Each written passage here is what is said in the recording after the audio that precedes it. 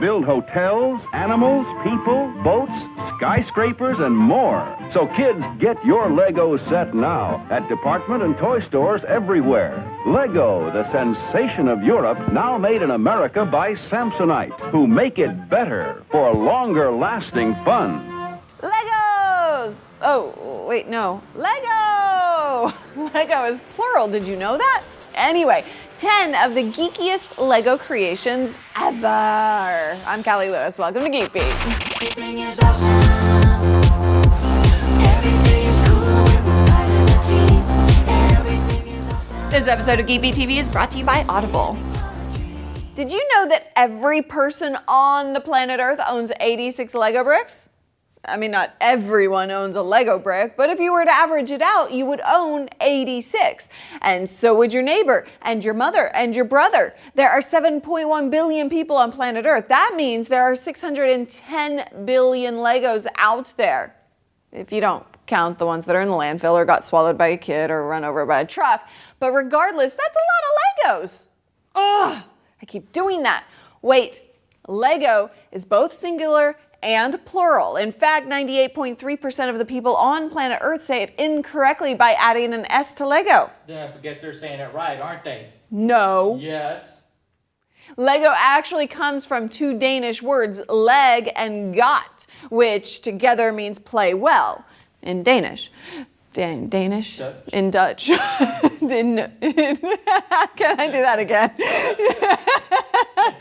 In 1932, they took the LE from leg and the GO from got, and now you have your history lesson. Thank you, Paul Dixon. Now that school is dismissed, let's geek out with 10 of the best Lego creations of all time.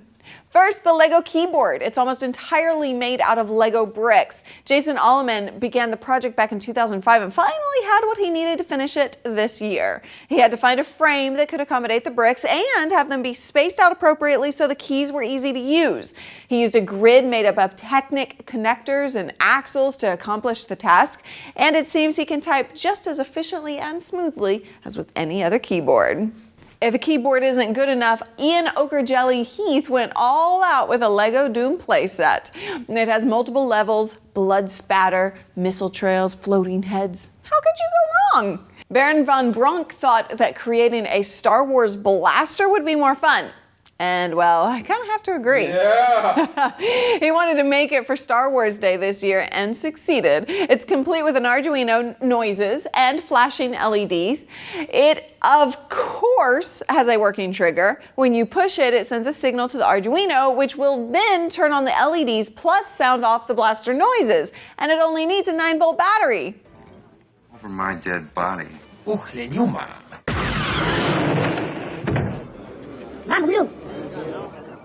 Sorry about the mess.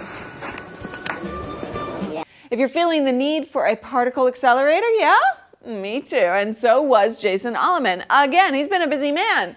It will drop a Lego soccer ball, or a particle, into the system, and a bunch of small spinning Lego wheels will push the ball around and around the ring using a Lego Power Functions M motor. It'll speed up and act like an awesome particle accelerator up to 440 studs per second. Maybe not as awesome as the Large Hadron Collider, but it's made out of Lego! Awesome! Using a Lego Mindstorms kit and a few pieces of hardware, 7th grader Subham Banjari took it upon himself to create a Lego Braille printer for his science fair project. It cost about $350 and is called the Brago. It scrolls through the letters of the alphabet. The user chooses the letter they want and it'll print it out in Braille. It's not the fastest machine in the world, but when you consider the price and the fact that other options cost more than $2,000, it could just be worth it. And hey, it's made out of Lego bricks! The scientist in you will appreciate this microscope made out of Lego, and it works. Carl Miriam used a planetary gear system for fine and coarse adjustment of the objective lens. It has adjustable knobs, lights, magnification. If you like the idea, you could support him on the Lego Ideas website, where if he gets 10,000 votes, he'll get support from Lego themselves. You may remember me showing this to you earlier this year, the Lego robotic arm. Diavo Voltago. You had a hard time with it the first time. Diavo Voltago. Voltaggio. That's it. That's probably it. Yeah, we'll go with Voltaggio. Okay, we'll go with Voltaggio. Made the Mark VI out of a Mindstorms kit. There are 4 buttons that are connected to each of their own motors. Each motor controls a finger. So you press a button, flex a finger. It may not take you down just yet, but it can shake your hand.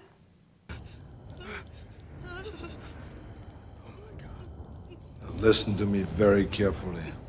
Oh, and you can't forget about the Rubik's Cube robotic Lego-fied Cube Stormer 3. It uses a Samsung Galaxy S4 for a brain with an Exynos octa-core processor. On top of that, there are 4 Cortex A15 and 4 Cortex A7 processors dedicated to the 8 Lego Mindstorms actuators. The world record for a human to solve the Rubik's Cube is 5.55 seconds, and that was last year. The Cube Stormer 3 took only, wait for it,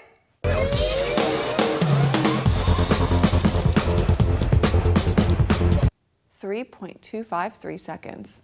Woo! I love the Lego pinball machine. A Lego NXT, some little bits, which of course I love and all by themselves, an Arduino, and voila, Philip Verbeek has a working pinball machine called the Great Ball Contraption.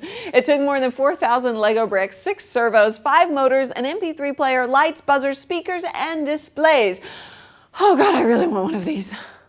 I imagine if we were lucky enough to get one that I'd play it for hours on end. And to augment the soothing sounds, I'd also throw in an audiobook from Audible. Perhaps I'd go for Jonathan Binder's Lego, a love story, to hear about how I'm not the only one in the world who's fascinated by them, and a little bit more than obsessed. It doesn't matter what you find interesting enough to occupy your brain, you can find it in Audible's catalog of over 100,000 titles.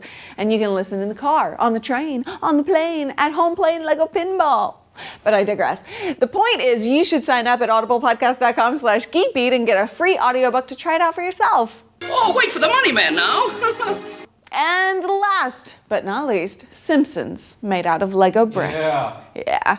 Not just the characters, though. No way, that'd be way too easy. Matt Delanoy recreated the whole town of Springfield. It only took him about 3 months. I'm guessing he didn't have a job? And he doesn't even have a count on how many Lego bricks it took him or how much money it cost. Sometimes ignorance is bliss.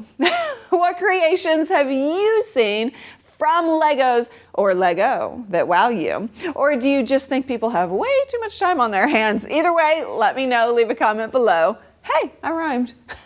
Remember, we'll be live streaming at the AT&T Hackathon on January 4th, then from CES on the 6th through the 9th. Tons of awesome coverage coming your way. Keep your browser open to geekbeat.tv/live. Thank you so much for watching, guys. I'm Callie Lewis. Bye-bye.